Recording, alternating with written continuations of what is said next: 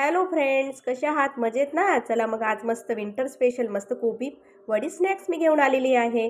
बघा, मी त्याच्यासाठी 2 वाटी कोबी घेतलेली आहे, 2 वाटी बेसन पीठ घेतलेलं आहे, कॉर्नफ्लॉवर घेतला अर्धा कप आणि आपला मस्त झणझणीत मिरचीचा ठेचा घेतलेला आहे, तीळ घेतला आहे, कोथिंबीर घेतलेला आहे आणि एक कांदा घेतलेला आहे मीडियम साईजचा. असं बारीक कट करून घ्यायचं आहे. मस्त कोबी ना तुम्ही मिक्सरला पण लावू शकतात बरं का, नाहीतर आपल्या चॉपरने बारीक करू शकतात. बघा, मस्त भिजवलेली मुगाची डाळ टाकलेली आहे मी बरं का.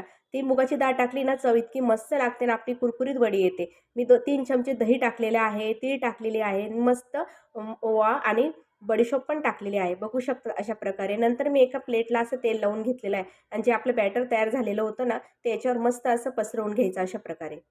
बघा, अशा पद्धतीने आपल्याला हे व्यवस्थित असं बॅटर पसरवून घ्यायचं. नंतर आपल्याला तीळ टाकायची. तीळ थोडी जास्त टाकायची कारण वडीला चव खूप छान लागते. बघा, अशा पद्धतीने आपल्याला ह्या वडीला वाफ देऊन घ्यायची आहे.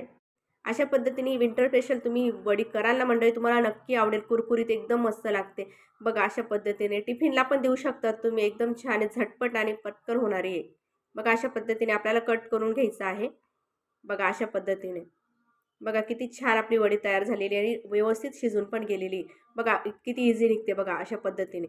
ही बघा, आता आपल्याला ना शॅलो फ्राय करायचं आहे. नंतर आपण थोडं तेल कढीपत्ता टाकायचा आहे आणि मोहरी टाकायची मस्त. चव एकदम छान लागते. असे कुरकुरीत तळून घ्यायचे. बघा, अशी कुरकुरीत वडी आपल्याला तळून घ्यायची आहे. बघा, अशा पद्धतीने. ही वडी तेवढी तुम्ही कुरकुरीत तळाल ना, तेवढी छान लागते बरं का. बघा, अशा पद्धतीने आपल्याला तळून घ्यायची आहे. विंटर स्पेशल कोबी वडी आपली तयार आहे मंडळी. या मग जेवायला.